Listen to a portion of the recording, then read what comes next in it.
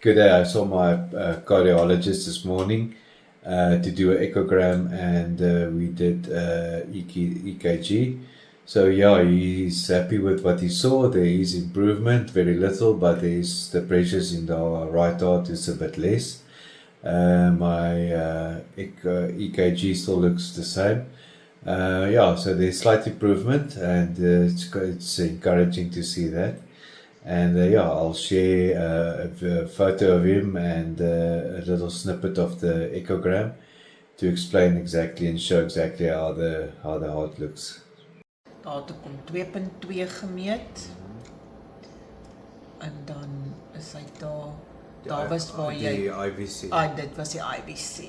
Ja. En kyk daarso is hy vir my baie plat. Ja.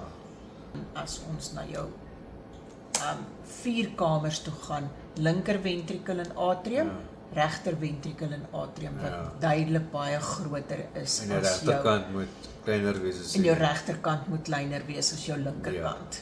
Want jou linkerkant is jou suurstofryke pompkant. En dan is daai jou TAPSE